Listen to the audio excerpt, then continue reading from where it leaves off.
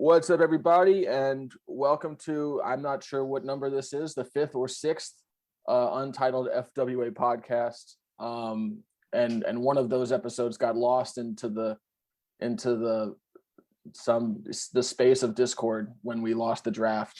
No idea where that file went.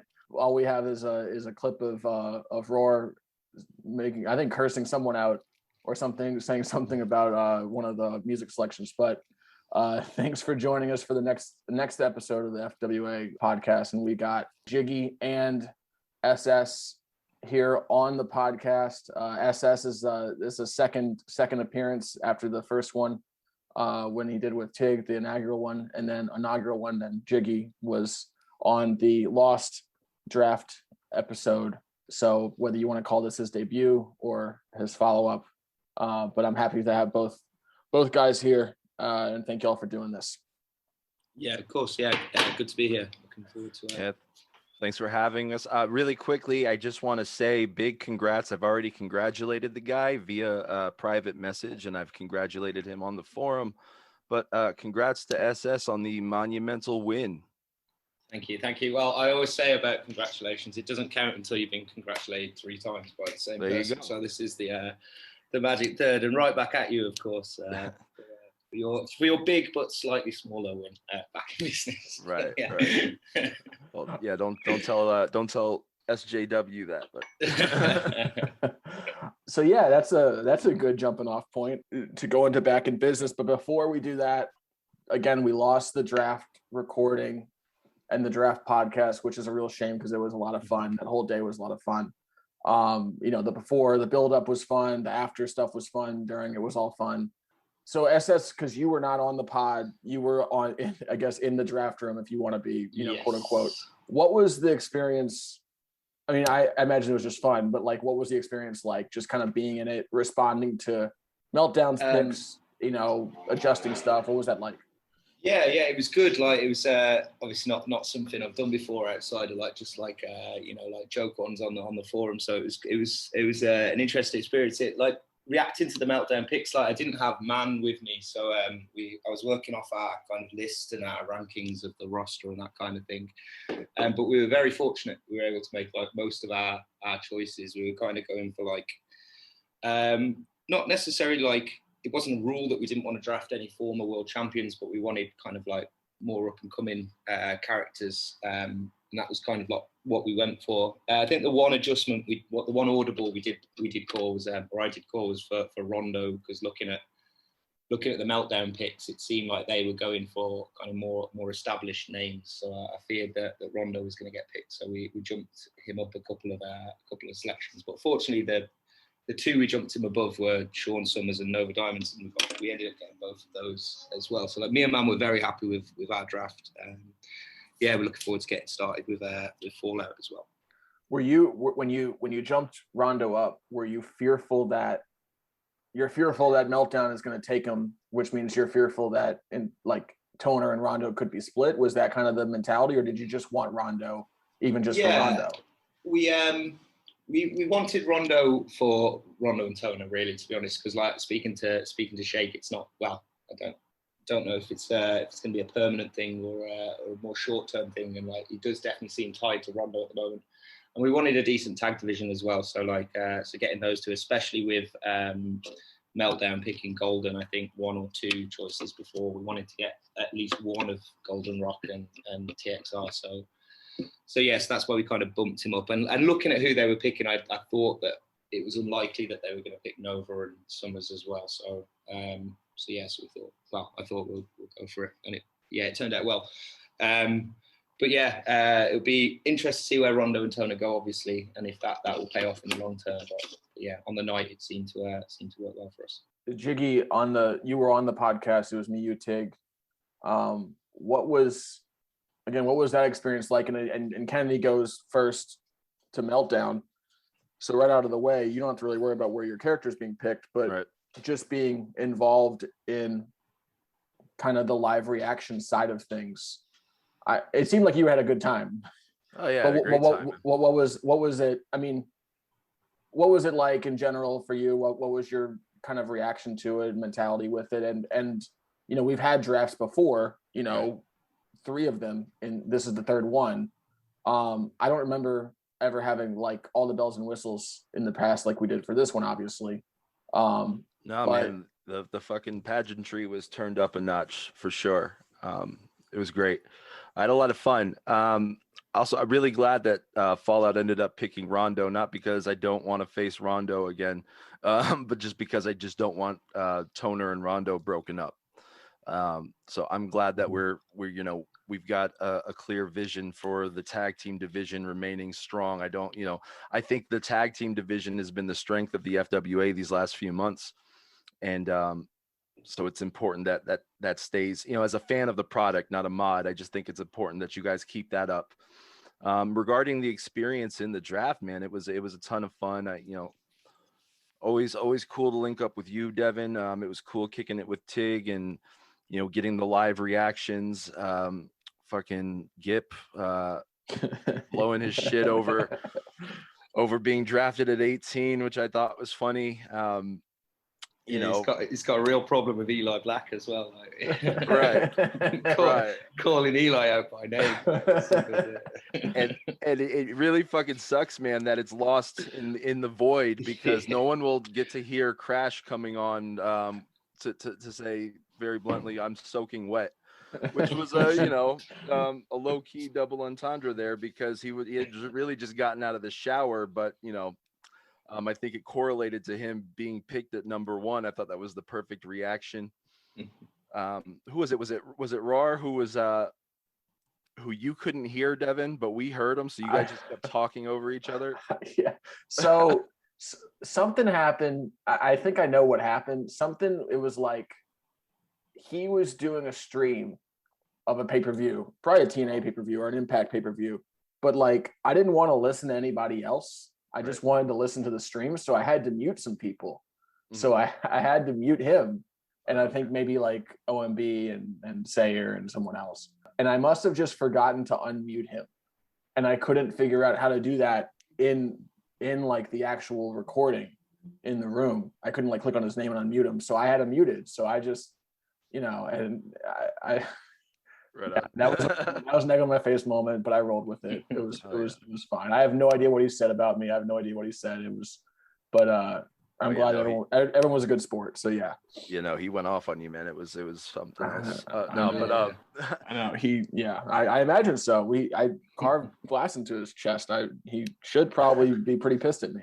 All right. And just the last thing I want to say on the draft, man, I was actually pretty surprised with how it turned out. In my head, I knew some of the more established guys were probably going to go in the middle. And I thought it would have been the smart thing to do is just look to the future. But what we ended up getting was Meltdown is kind of like this, who's who of former established FWA stars. I mean, you have a few guys here and there, like Eli Black and Regan Cole's on there too, right? If I'm not mistaken, he was drafted 18 to Meltdown. He was, yeah. Right. So we have a few greenhorns there, but for the most part, it's like, it's comparable to the way I see it is right now. Meltdown is WCW in the mid 90s and Fallout is WWF in the mid 90s, where it's, I mean, you still, with the WWF in the mid 90s, they had 2 or 3 of their established stars and by way of Undertaker and Shawn Michaels and shit. So here you've got that with Gabrielle and Ryan Rondo. They do have a few established stars, but they're looking to the future, and I think that's the best way to go. I'm a fan of a lot of the guys on the Fallout roster. Big fan of Uncle, huge fan of Uncle. I think John's got gold on his hands with that character.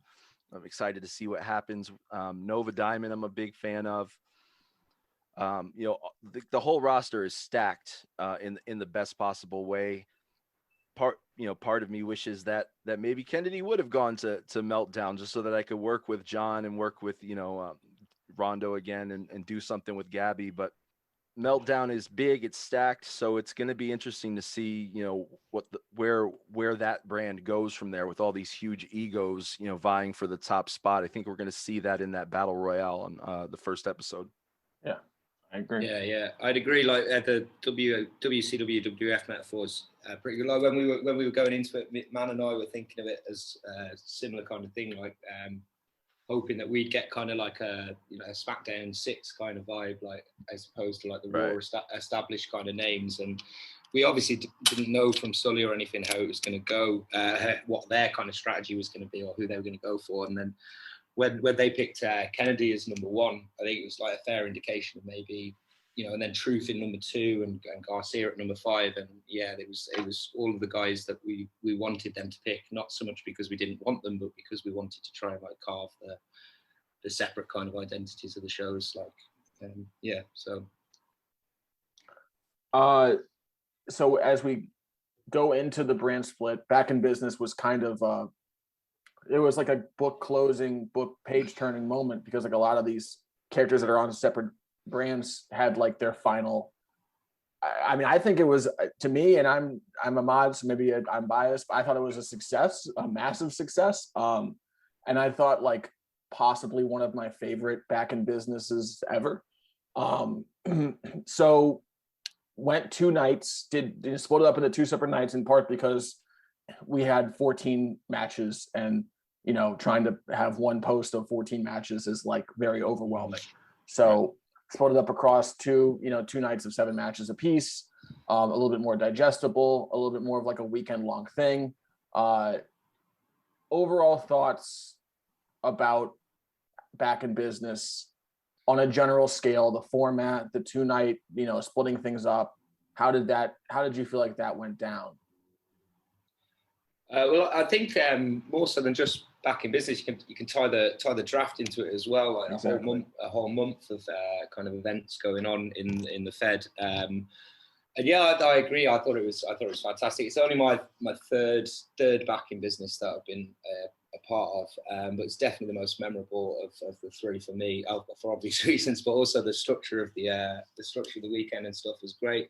Everyone being online, like for the results coming out, it was like a huge amount of discussion, like really good for engagement. And I think the whole month has been brilliant. Like we've got a ridiculous amount of characters and handlers in the Fed now, and I think the engagement's very high, and it's events like that which is leading to that. And I would like to see maybe something like the live rollout of results happen for more pay-per-views in the future than just Back in Business, because I thought it was great. I agree. I think that being a test of like rolling it out match by match or whatever, piece by piece, I think the fact that it was a success for people does kind of lend to doing it in the future again. Yeah. So yeah, I agree with you. Jiggy, what was your overall just kind of feelings about coming out of Back in Business, the format, anything? It could be a match in particular, it could be anything. Yeah, so be completely honest with you, when it was first announced as a 2-night card, there was part of me that was like just kind of cringed a bit, just because I hate that WrestleMania does it, and I'm just typically not a fan of it. But when I came to realize just how many matches that how stacked the roster is now and how many matches were going to be needed, it's pretty clear that it was most necessary to have it broken up into multiple nights. And the way that you guys did it, I'm, again, not a mod. I'm just a fan of the product. So I don't have any visibility into the other side of the curtain. I'm just seeing the show as it goes up. And I thought you guys did a fucking tremendous job with it. I really loved the opening matches that were written by Man on night 1. I was eagerly awaiting for the fucking night 1 post to come up, and I was high as fuck. I'm talking Tig high. And just lean back, man. I've got my headphones in. I'm playing the fucking YouTube videos on every entrance, letting the music play while I'm reading the guys walk down to the ring and shit like that. Was fully immersed in it. And I just thought it was a great show. Like I halfway, like not even halfway, I would say by the end of that Chris Peacock and Uncle match, it didn't feel like I was reading an FWA promo or event. I was like fully engaged in the shit. And I think those are the best shows. Back in Business, everybody really turned up from the mods to the members. And I thought the pacing of it was great. I really liked how you guys were doing it bit by bit so that you gave it, everyone time to react in real time. I think the format was great. I think you made the right call on the two main events for night one and night two. I think that Golden Rock and, Toner and Rondo, it had to be the main event. And I would even see some people advocating for it to remain the main event if it was a one night promo, or I'm sorry, a one night event. So, that was phenomenal match. And then we go into night two and we have the culmination of the X tournament. We've got, Uncle versus, I hope I'm not butchering the guy's name, Conchu, Cyrus's character. Mm-hmm. The Nova Diamond match, the Nova Diamond and Gabriel was a huge match. I feel like that was really well written. And then the main event of night two, as we've already discussed, sees Michelle von Horowitz winning the world championship, and that was her crowning moment. Like that was the Daniel Bryan 2014 winning the world title at WrestleMania moment. It was huge. It was the perfect way to close out the entirety of the pay-per-view, because it seems like, just from what I've been caught up on since I've returned, that everything that's happened this last year, and probably more so in the last few months, has been a culmination to that crowning moment for MVH. So overall, I think Back in Business 15 was a huge fucking home run. Liked everything about it. I really don't have much negative to say. I've got a few little nitpicks here that I'll get into regarding segments, but that's nothing game breaking. I think it was a great show. I'll say that the decision to roll out match by match or segment, I guess match/segment by match/segment was really kind of decided like what SS like a day or two before the show went up. Like I think I might have said like, hey, what if we did it like this? And you were like, yeah, I think that's a great idea. Let's try it. Like it wasn't that was not planned well in advance. That was kind of spur of the moment. And we were still kind of jostling with like, what time do we go up? And like on day two, it was kind of like, let's push it forward. Everything's in. Why not? Right. Yeah. I was happy that we did it that way. Cause I mean, again, putting it all up at once it's a lot. And it kind of like, stuff doesn't get the shine that it would. Exactly. I think that's an important point about stuff getting the shine. Like if it's coming up, once every 20 minutes, 25 minutes, I think, and you're on there and everyone's talking about it, you're more likely to delve deeper into reading each match, I think. So it was good. Yeah, I'd definitely like to see that in the next pay-per-view and beyond. Sure. Yeah, I would too, man. I would too. It was really cool. It really lended to the real-time feel of how, you're watching an actual wrestling pay-per-view, because when it all goes up at once, all at the same time, you could really tell who only read their own matches when 2 minutes after the whole show posts, you've got somebody saying, great show. Yeah, man. Like, there was CWA one I wrote last year. It was like a fucking long ass show. Like honestly, it was like it was 80,000 words or something ridiculous. And about a minute and a half later, the first comment was there, great show. So like, yeah, right. that shit happens all the time. So I think how do you know? Exactly. Yeah. Man, it was a compliment. If it was like shit show, I'd have been like, that's out of order, but yeah, I'll take that. Yeah. All right, so we're gonna go through like just quick questions to kind of nail down some of the specific results and the happenings from Back in Business, because a lot happened. I think there were, correct me if I'm wrong, I think there were 4 championship changes out of 5 title matches. The streak preserved. Nova with a huge win against Gabby, Knox with the win of his career against Garcia. Just a lot of stuff happened. There's a lot more that I didn't even get to. What was the favorite match on each night?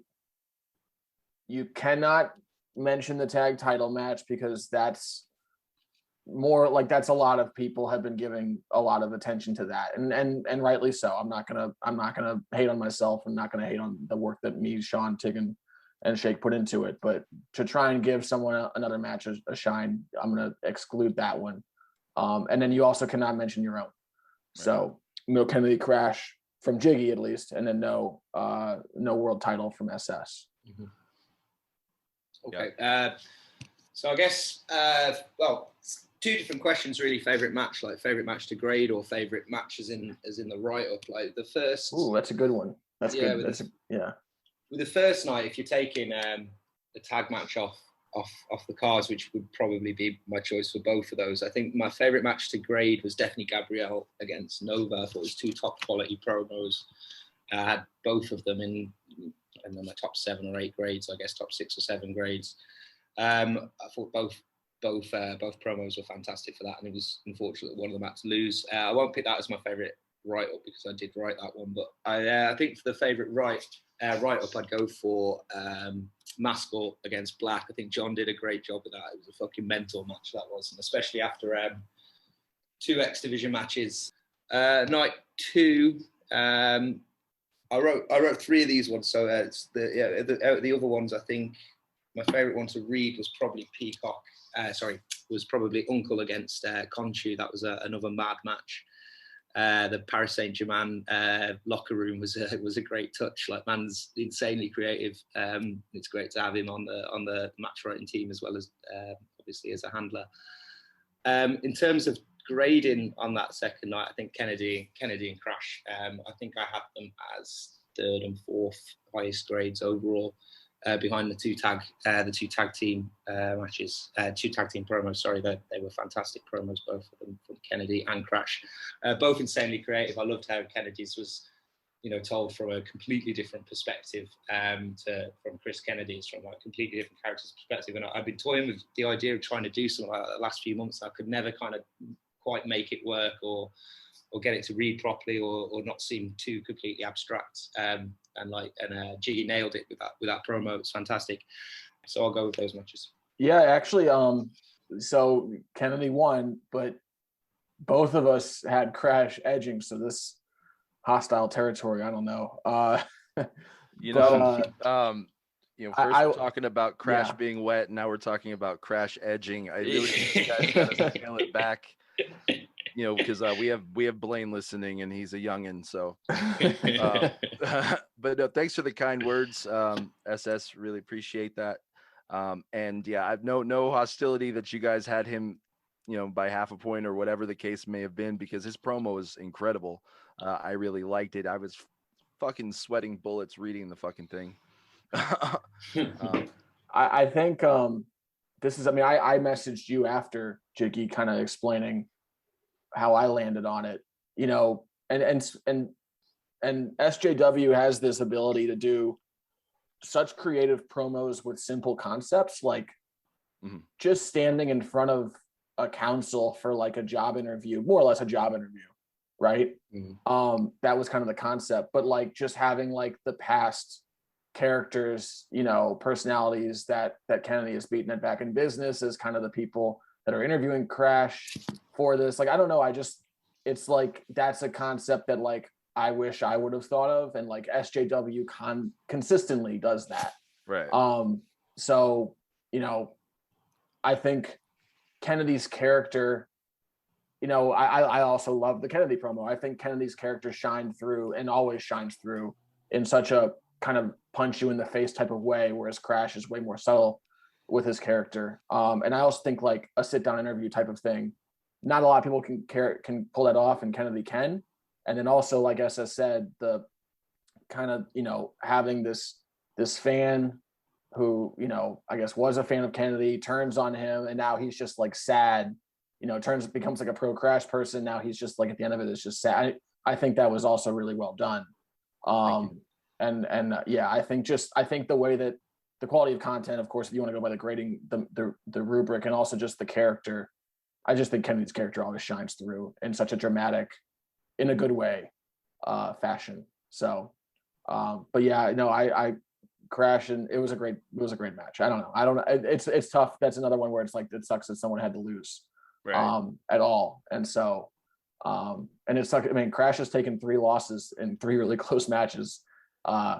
And that's not really reflective of how good any of those promos have been. So no, I think a lot of matches really fit into that category, man, where there's really no losing promos. I mean, maybe there's a few over the course of the entire card, but for the most part, I would say that the majority of the people who lost, they didn't turn in losing promos. Everyone really showed up. you know, with the exception of Louis V, I think he no showed, but yeah, man, it was fucking great. It was great. My matches, night one, if the tag match is off the table, I can't call that one. No offense to the rest of the matches on the card, but the tag match was my clear favorite, and it kind of pisses me off because now Wolf versus Kennedy 3 Stages of Hell is no longer the greatest 3 Stages of Hell match in the history of the FWA.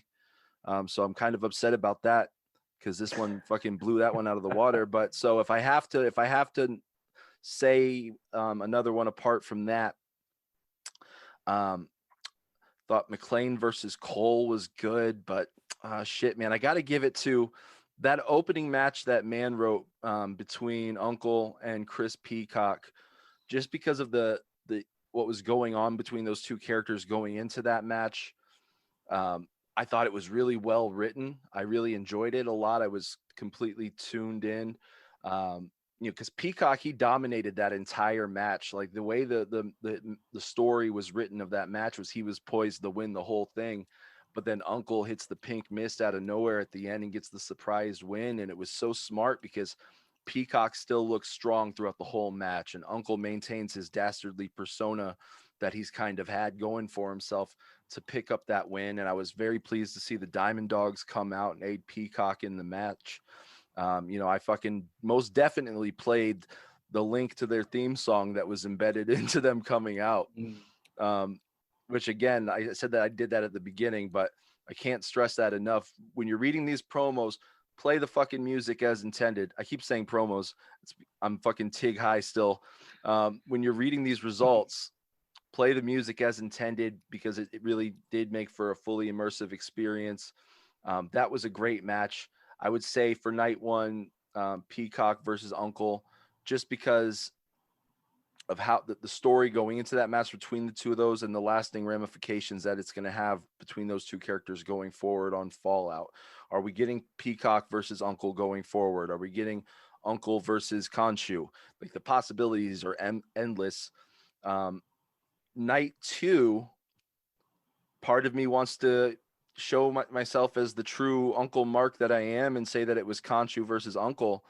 But I think, well, the night two, yeah, because night two we had Khonshu versus Uncle, and of course we had the main event, the triple threat, which was very, very well written, awesome match with a huge moment for MVH as we've discussed.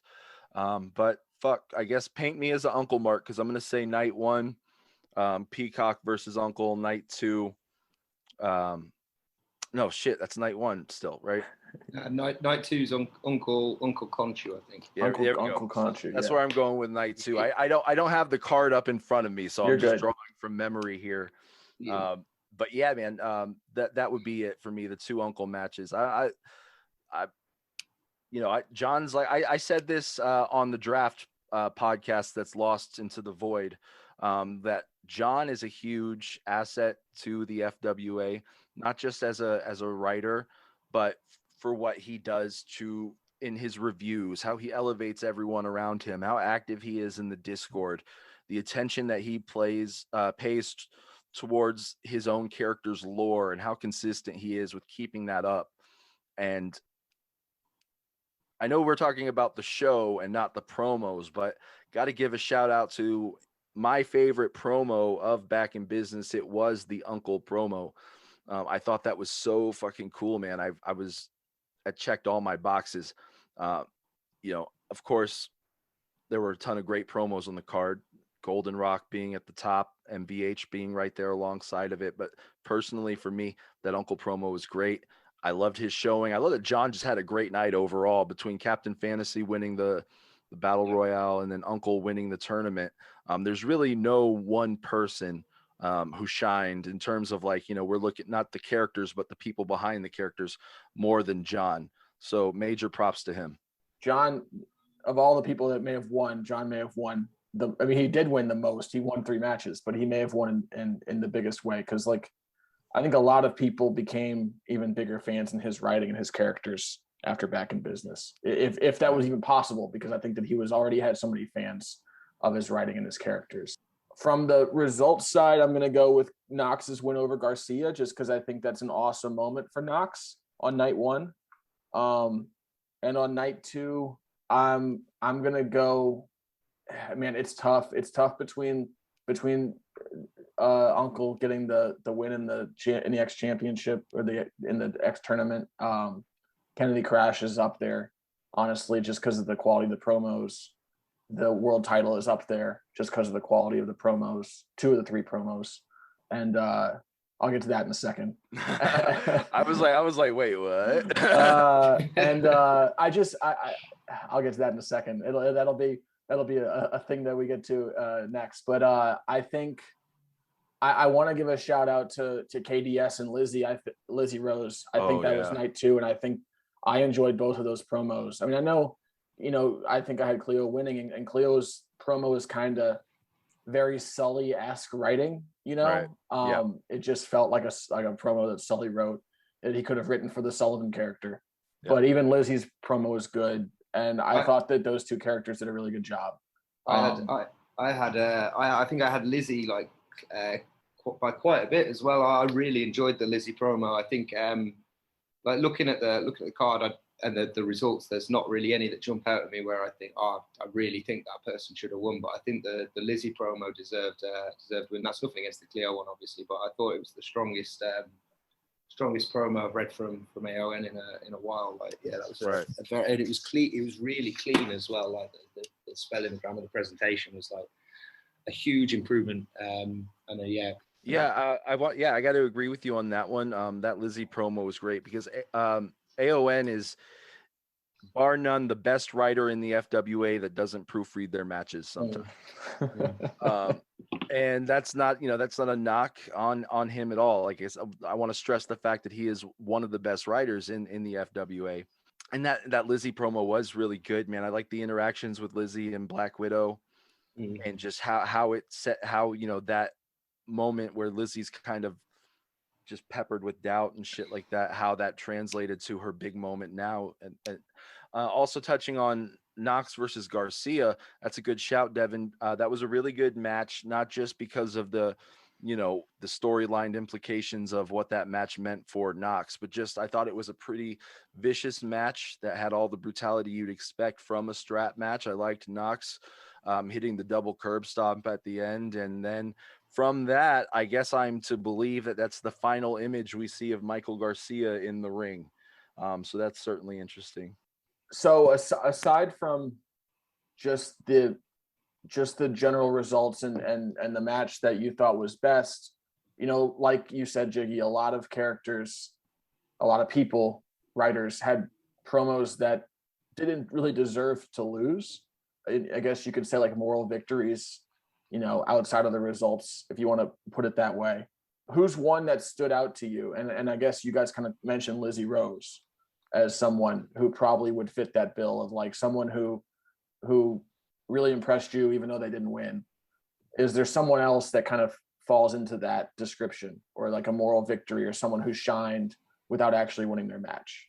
Well, I had a few in my. I think I had four or five in my grades who I had winning, but didn't win. But all of them except for Lizzie, I think, were very, very close matches. And I think, like, looking at them, I had TXR over Golden Rock, for instance. I had Crash over Kennedy. In both of those, like, it could have really gone either way. And I didn't think the Golden Rock promo didn't deserve to win, or that, the Crash, should have won, and it was crazy that he didn't. I think the clearest one like that for me was probably Lizzie. I think I had two or 3 points ahead of Cleo. The Cleo, it was a good promo. It was hard luck not to win that match for AOM. Yeah, for me, I'm going to say it's a 2-way tie, man. Well, I don't know if it's a 2-way tie, but I've got 2 that spring to mind. The number one is just being, and I there was the caveat to, or we couldn't pick the tag team match for our match of the night, but you didn't give me that same caveat for this one. So I'm gonna say TXR, man. I think that Golden Rock's promo was miles ahead of it in terms of creativity. In terms of character development, though, I think for me, the edge goes to TXR. There was you know, the opening of that promo with Toner asking you if you've ever been punched in the face and shit like that had my attention immediately.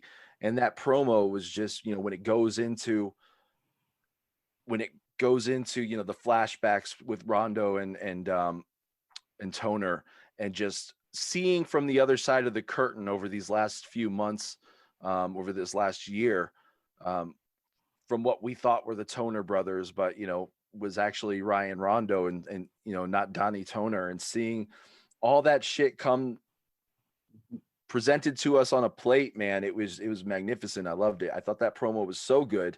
I would have hated to have had to grade those two matches, but the Golden Rock one, it pulled the win, because that was probably the most creative promo I've ever read. And I'm not being over dramatic in that regard. So I think TXR should be super proud of themselves, because on any other night, that's the promo of the fucking night.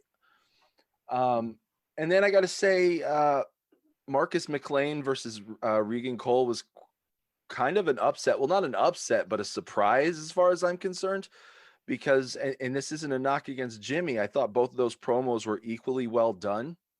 I just thought that the McLean promo was a little bit, I don't want to say short, but a little bit, you know, to the point. Whereas I felt like the Cole promo had a little bit more effort that went into it. So I figured that would be the deciding factor between these two close promos. But I was, at the end of the day, I was glad to be wrong. I was happy to see Jimmy get a big win at Back in Business. He's certainly earned it, more so than mostly anybody. And I'm looking forward to seeing McLean be a big threat going forward. But I honestly thought that that Regan Cole promo was up there. I don't know if I'm supposed to be calling this guy Regan or Reagan because of how he spells it. I know a lot of women who go by Regan who spell it that way. So, you know what I mean? But yeah, so I want to say TXR and Cole are the two that, even though they lost their matches, they shouldn't have anything to be ashamed of, because they fucking did tremendous jobs. Yeah, to comment on the TXR one again, when I was answering the question as in like, you know, framing it against the other person and all that kind of stuff, I had the TXR promo as the promo of the night. I would agree that Golden Rock was ahead of it on creativity, but I still thought the TXR promo was an incredibly creative one. Like, I think there was a lot of creativity in the writing itself, as you said, Jiggy, in reframing the whole last year, but from this new perspective. The sections that stuck out to me, obviously, were the bits talking about Rondo's kind of dalliance with MBH over the New Year's, and realizing how much Shake was working me as well as everyone else when he was writing that with me, and then seeing you know how it all fits into the Toner and Rondo promo. That's an insanely creative thing to do as well. I did have Golden Rock just ahead on creativity, but not by a huge amount really. And I'd agree with what you said on quality of content and character as well. I gave 2 10s to TXR in those categories. That was unbelievable work from them. Yeah, and like, again, just I don't want to talk about spelling and grammar and shit all the time, but it was the cleanest promo I've ever read from that perspective. Because Tig's a great writer, but he is prone to like a missed apostrophe and that kind of stuff. And I was looking out for it, and I think I found one tiny little grammar error in like 11,000 fucking words or whatever it was. Like, it was an insanely clean and incredibly well put together promo. So if we're taking out the fact that it came against, you know, this behemoth of a promo that scored 240s on the grades, and just looking at it as which promo didn't deserve to lose, and definitely TXR. That was my favourite promo of any that we posted. And they were very unlucky to come against the Maker on the Venture promo from Yeah, I'll say I mean, for one, Sean gets all the credit because he's the one who conceptualized Make Your Own Adventure. You know, it was my idea to do the chapter 11 thing as kind of the separate ending. But really everything was Sean's concept. But I will also say, as a grader, I wouldn't have given that promo a 40. My promo a 40. Like, that's wild. I mean, I don't know. That's just wild. I'm not going to say more about it. That's just, you know, I probably could have found a flaw here or there, but that's pretty big of you, because the only promos that I would ever give 40s are ones that I wrote. So it's good of you to deny yourself. I think my I think I'll give a shout out to Logan Darwin just because he had a good promo, and if not for if not for John just being John, I think Logan Darwin probably deserves to win the Battle Royal, and I think that he was a good effort for his first back in business, and that's a fun character. And in definition of moral victory, like he finishes second, like there's nothing wrong with that in a Battle Royal. And I'll also give, I had Cleo winning, but I will give a shout out to Lizzie. I think that it'd be really fun to see what happens with Lizzie's character. And I understand that people like Yuna's character, the Yuna Funanori character a lot. It's kind of wacky. It's AON doing AON stuff at his, at the most AON level. But I think Lizzie is, I prefer Lizzie over between the two. And I think Lizzie has she has Belle-esque attributes about her.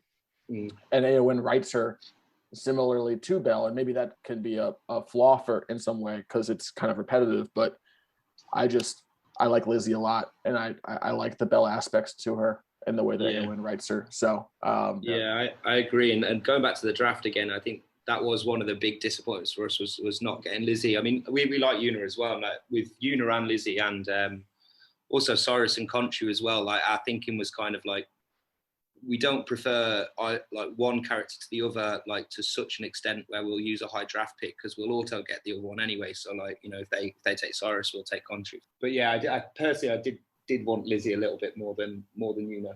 For the next question is which character needs the most resurgence after back in business? Like, for instance, which character kind of needs the most help? I'm going to exclude Garcia from this because I think that would be kind of everyone's answer. And Garcia's done. So like, and Garcia's done, right? Yeah. I'm gonna exclude Sully from this because Sully's also done or retired. But I mentioned I like 2 out of the 3 promos, so here we go.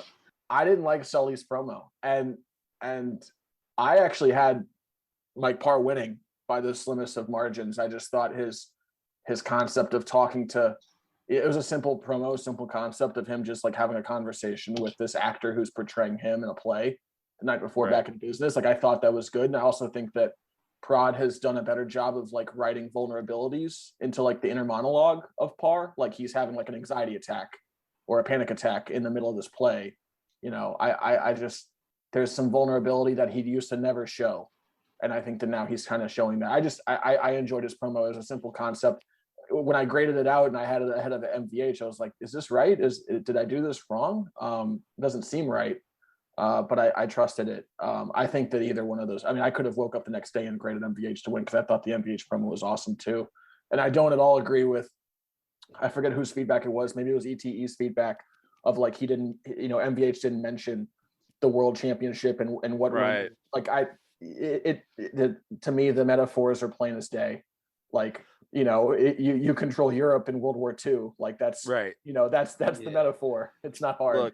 Look, man, I told SS this over on the Discord via PM that I appreciated how he's reinventing the wheel in terms of how you can write an FWA promo, because I came from the old school, PWS days where we had mods. I'm not going to say who, because I'm not going to turn this into a shoot interview, but we had mods who would just look for which promo was the longest one, which one was the biggest piece of word salad. And okay, well, obviously they put more effort into it. I'm giving them a 62, you know what I mean? But, man, fucking SS, what you did with that promo, it was abstract. It was unorthodox, but the dots weren't hard to connect by any means. And I really did appreciate that. And I liked all the avatars for FWA characters that were in your promo. Like Miguel Garcia was on brand with, what a fucking creep that guy is. But no, and it was really good. Like, honestly, like I said, I really do feel like that one reinvented the wheel, because when I came back to the FWA a few months back, You know, I thought I had a strong promo. It didn't win the match. But that's because I was still promoing by the way of the old guard, to where it was, let me get as much content in here. Not, you know, consciously thinking that more content is going to get me a win. You're just conditioned after, you know, the days of Matt Boudreau and, you know, the old school Gabrielle, to write these big long fucking promos. It's essentially just a monologue or a series of monologues that say, I'm better than you. You can't beat me. This is why this match is more important to me. And apart from the scene setting in the beginning and the end, and then, you know, everything that bridges the monologues together, there's really not too much thought put into it. I mean, in the old fucking guard, how many promos did we see set in a church? How many promos did we see, you know, set? It's Mile High. Everybody's climbing a fucking mountain. You're like the fifth or sixth guy to do it, you know, in the past 2 years. Yeah. I really do think it was refreshing. It says that, you know, there are no limitations to what a promo can be, as long as the promo is written well, as long as there's something in there that connects to the match at hand. And I think that this one did it, man. This was nearly a perfect promo for me, as far as I'm concerned, on the MPH one. But the variety of promo on the card does stick out. You know, like if you go from one promo to the next, you know, you're going to get two completely different ideas, two completely different structures. You flip from the, you know, the first few promos on the card is the, you know, my promo, then into Sully's extended dream sequence, then into Goldenrot's create your own adventure, and then, you know, everything is completely different and very unique compared to everything else on the card. And all right, so Sully's promo, the extended dream sequence was great. I mean, I think it's a fine concept. I just had a tough time. I haven't talked to Sully about this. Maybe I should have talked to him about this before I said this on the podcast, but whatever. I don't think that Sully's like going to be that fussed over it. If you're at the back end, if this is the promo for Back in Business Main Event World Championship, and you're spending a lot of your promo trying to convince me, the reader / grader, that you care about this match, like that shouldn't be what your promo is about. Is the fact that it's the fact that now you care, because like a lot of the buildup was, and SS knows this, a lot of the buildup was like Sully doesn't care, or Sully's kind of apathetic about it and lackadaisical about it. You know, he's the champ. You have to come at him. It's not as personal for him. He's going to retire. You know, oh well. You know, win, lose, draw, oh well. And then all of a sudden, like the you know, the switch and the Jets got turned on, and then he spends a lot of his promo trying to convince everybody and the reader that he cares and he wants to win. Like, to me, it just missed the mark. Like, to me, that's a little too late. I could be wrong, and maybe you guys disagree with me, but I didn't like that. You know, I do agree that the whole retirement thing and the apathetic angle of it was probably a misstep. But I did enjoy the promo. You know, I thought that the different train cars and Sully's history, I thought that was well done. Well, I thought that the concept was a neat concept. I just think that this fucking show had more Vincent Blackbird than I would have liked to have seen on it, between the matches and the promos. But no, man, I thought that was neat. I did say in my promo review that Kennedy did it a week ago, but but no, I liked it. I thought it was pretty good. And this might be controversial. I would have maybe had it edged over Pars just slightly, just because, and I really did enjoy the Mike Parr promo. And that's not saying that was a losing promo. So maybe I should add that to my list of the ones that, you know, they should, from the question you asked earlier, they should be proud of their work, even though they lost. But the Sullivan promo, I can see why others would have a problem with it. I could definitely see why others would have graded that one dead last in the among the three. Personally, I've got MVH higher over both of them, to where it wouldn't have fucking made a difference between the two of those ones, Parr and Sullivan. But still, man, I get what you're saying, though. I don't know. SS, do you have? I mean, you were in the match, so I don't want to put you in a tough spot where you have to talk critically about anybody. But Well, I should start with a confession in that there is one promo on the Back in Business card which I'm still yet to read because after the grading started and I didn't have to grade that one, and then we're on to match writing and suddenly we've got like 4 matches each to write or something. So I still haven't read Prodigy's promo, but I need to go back. I need to go back and read that, obviously. The Sully promo, I thought it was well written. I agree with what you're saying about the apathetic kind of attitude towards the feud.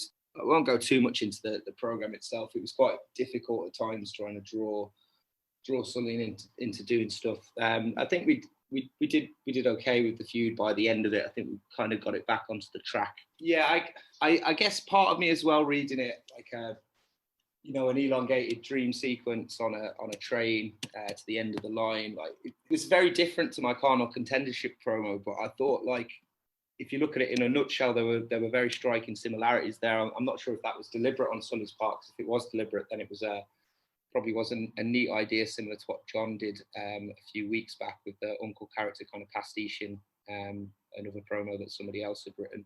Mm-hmm. I thought it was a good promo. I don't think it was Sully's best promo. Not saying that he didn't put the effort in, but I would have liked to have gone up against, kind of peak Sully, maybe 6 to 9 months ago, like where Sully's like, he's the fucking boss and like, he's impossible to beat. Mm-hmm. But yeah, I did think it was a good promo. I enjoyed reading it. And yeah, I need to get around to reading Prodigies, of course. I just, yeah, maybe I got caught up on like you're trying to sell me on the fact that you care. Like at the 11th hour, like it might be too late for like the Back in Business main event, like I don't know if that should come more natural than you just like hammering that home over and over again. I think well, and I agree with SS that it wasn't Sully's best promo. It definitely didn't feel. I feel like the Back in Business world title promo should feel like the best promo on the card. And to what you're saying, Devin, I do think that if he was going to do this apathetic, like this shit means nothing to me leading into it, I think it was a weird audible to pull during the promo to where this is essentially Sully realizing why it's important. I think the smarter way to go would have been, this is fucking Brock Lesnar at his heeliest.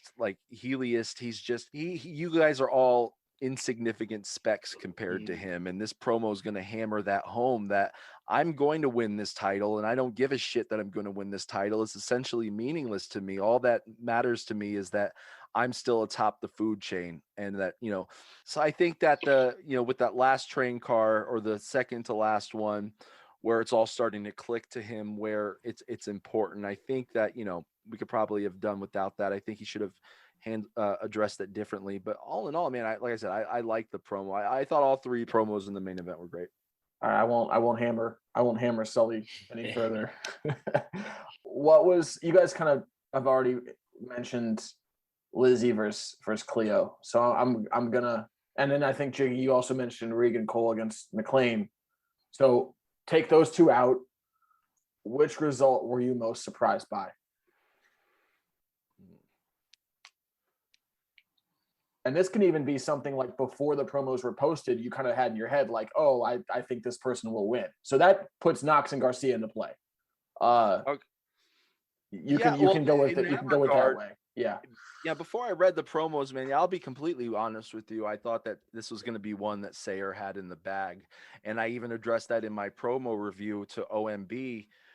I've never seen that level of OMB in the FWA. I know in the CWA he's a former world champion, but never seen that from him in the FWA.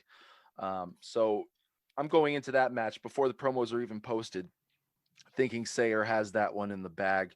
And then when I read the promos, it became apparent to me, and this isn't a knock on Sayer.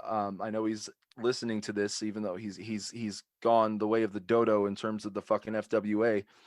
But I didn't think that promo was cool, man. I didn't like it. I didn't like the narrative that it painted. And so, OMB definitely deserved that match. that win. But yeah, before promos even came up, that was one where I thought for certain Sayer was grabbing the win, and then I thought that fucking Regan Cole was gonna beat McLean, and that was a surprise. I mean, before the promos were posted, yeah, Knox over Garcia is probably the biggest surprise. I'll say I haven't talked to Sayer either. I did not.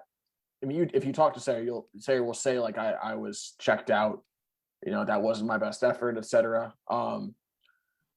I just didn't need like 300-word history of the Pittsburgh Pirates, like right, because it doesn't really quite relate to the entirety of the promo. It's kind of like so far away from what he goes into afterwards. It's kind of like filler. It's a lot of filler. And I'm a Pittsburgh Pirates fan, so like if anyone would enjoy it, it'd be me. But it just didn't. It did miss the mark. And then, the Knox promo was some of the best character development, I've seen from him.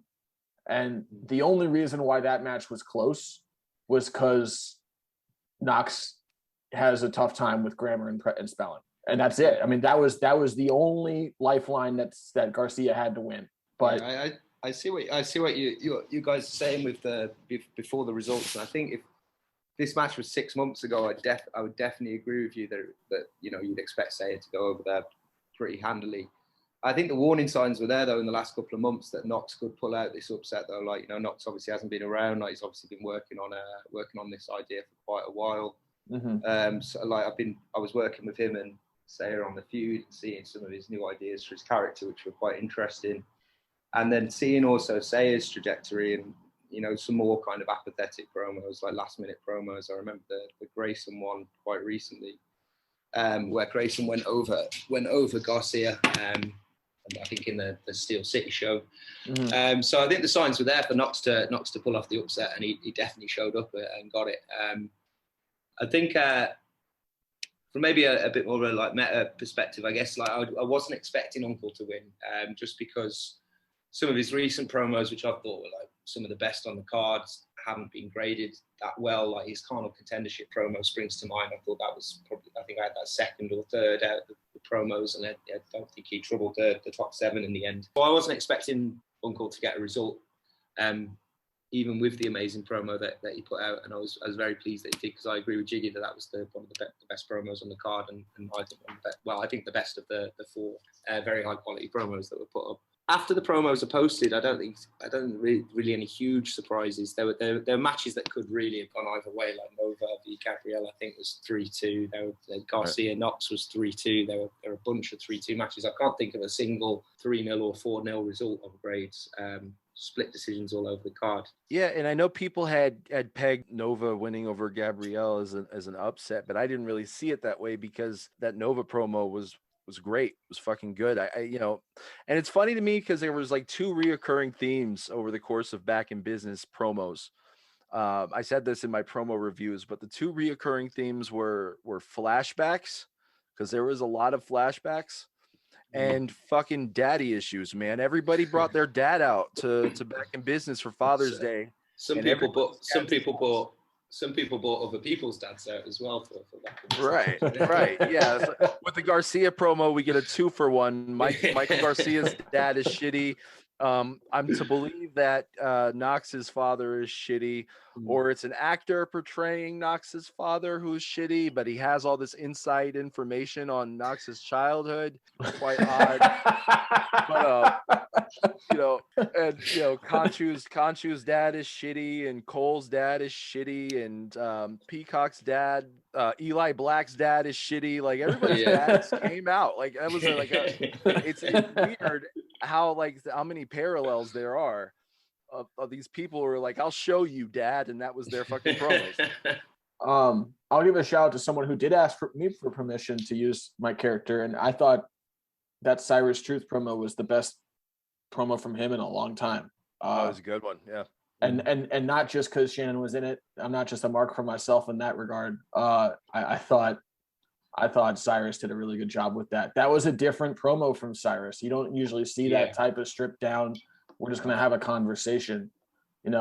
Cyrus is very like, I don't know. I feel like I'm in a Dragon Age video game plot when I'm watching, or Skyrim when I'm reading a Cyrus promo. But that was so stripped down, and that shows the versatility of the writer. I really liked it.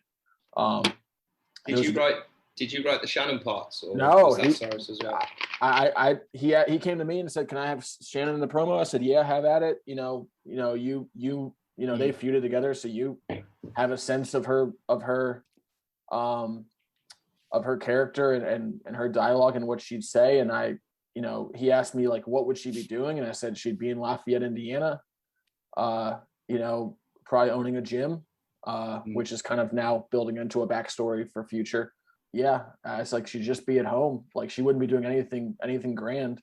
And he's like, yeah, sounds good. I'll if I have any questions, and I'll run by you. And he didn't, and I thought that the way he depicted Shannon was fine. It was perfect. Or it was I wouldn't say perfect. It was very, very good. And as good as anyone not me would have done. So yeah, you could have told me you wrote that dialogue and I'd have believed you. It was pretty true to Shannon, to his credit. And I feel rough for franchise. I know I'm also with you, Jiggy. I don't really like the big font that franchise used for his Eli promo, but I will say he's improved so dramatically, and I hope that he's not discouraged after Back in Business, because Eli Black is one of everyone's favorite characters. So yeah, anyway, want to give a shout out to franchise because he does deserve it. What was a result that this is a weird question, and it might not actually apply. There may be nothing that actually fits. What was a result that you agreed with that others may have been surprised by or disagreed with? Does that make sense? If that doesn't, let me know. And if nothing applies, let me know. It makes total sense, but nothing applies for me because I think everything that had to happen, or everything that did happen, happened as expected. I know that I'm not a grader, though. I know that SS had a few people pegged to win that didn't win. But as far as I'm concerned, no, it's not applicable. Yeah, I'd agree. I'd agree with that. Yeah. Unless you could put Knox and Garcia in that list of like, maybe someone really thought that Garcia should have won. I know a couple people probably did think that, but yeah, go ahead. No, I was just say the only one that I was surprised by, like I said, was McLean going over Cole. But it wasn't like I was surprised in the sense that, oh yeah, there's no way that he should have won that match. No, I mean, they both deserved it. When reading the promos, I just said to myself, okay, yeah, this is going to be a title defense here. Mm-hmm. But like I said, they were both equally well-written promos. I just kind of, that was where I placed my prediction on, but it wasn't anything where I was, like I say, like I disagreed with that result. You know what I mean? Mm-hmm. I had Cole winning as well, so you're not alone. I had Maskell winning against Aleister Black, and I think I was the only person in the mods, so maybe I was high reading those two. I don't know. To have been the only person, bro, because I that fucking Aleister Black promo was, I'm gonna give it a chef's kiss. It was so good. Maybe I was off my rocker. I don't know. Give a shout out to Shade. I for whatever reason that day I had Maskell winning. No, I don't think it was unreasonable to have Maskell winning. I did have Black winning. I thought the Black promo was a little bit better, but the Maskell promo was great as well. Like, it's a sign of the quality across the board. When that's the first time I think we've mentioned Maskell's promo in this thing. But yeah. All right, last question. For the Back in Business roundtable look back, it has to do with post Back in Business. What should we or what do you expect and hope for from the first show or two of Fallout and Meltdown? We know we have the tournament on Fallout to name a number one contender. We have the Battle Royale on Meltdown to name a number one contender. What are you hoping for from these first two shows as they kind of set up their personalities, hopefully? And maybe that's the priority. But if you want to go deeper than that, what is your hope? Well, so for Meltdown, a couple things I would like to see. Number one, old Jay, I think he's got something good on his hands with the Logan Darwin character. But after that Garcia Knox match, we get this Johnny Johnson promo, in-ring promo at Back in Business, and I honestly thought that him cutting some big in-ring promo during Back in Business was a bit odd, as even though it was well written. And not a critique against his promo. It just doesn't fit. Back in Business is, comparable to cards like WrestleMania and Wrestle Kingdom. And you typically wouldn't see a rookie cutting this big promo that got such heat on one of those cards. So if you're going to do that, then you need to fucking push Johnny Johnson through the fucking ceiling. And that's something that we're going to need to see happen. I'm really interested in on Meltdown, what's going to happen between Johnny Johnson and Logan Darwin. It seems like he's poised to have Johnny Johnson be this big solo star, but perhaps they should tag team. I think that the two of them, they both need to lose that battle royal, and they fucking need to their storyline should culminate in them coming together. I think that's what's best for the two characters individually. I think that's what's best for old Jay. It would certainly make his schedule a little bit easier and cleaner, and I think it would be good for the tag team division. I don't want to say I want to see Kennedy win that battle royale. I mean, even though I selfishly I do, but whoever does win that battle royale, I want to see, honestly, like I want to see a program with MVH. Part of me wants to win that, but part of me doesn't want to win that just because if I'm going to have my character face MVH, like I'm going to go all in as I do when a title is on the line. And that's not me saying that I'm confident I would win, but there's an even bigger part of me that wants to see MVH run through everybody before Kennedy gets to her. So I don't know, man. Like I that's a question mark for me. And regarding the FWA World Championship scene, it's a big question mark for me as a fan of the product. I don't know what I want. I'm just along for the ride and waiting to see how that goes.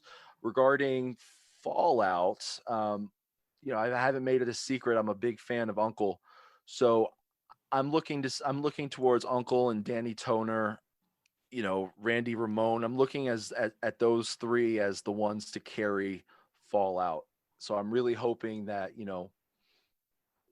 with Randy Ramone, he's obviously got the tag team championships, so he's going to be a focal point going forward. I'm really interested to see how you guys are going to do that with Golden being on Meltdown and Ramone being on Fallout. What are they going to do individually in between pay-per-view matches? But I don't know, man. I really don't know. This is the first time since I've been in the FWA over my, 11 years off and on, where I have like no idea what the future holds because the brand split has opened up such this unprecedented level of unpredictability.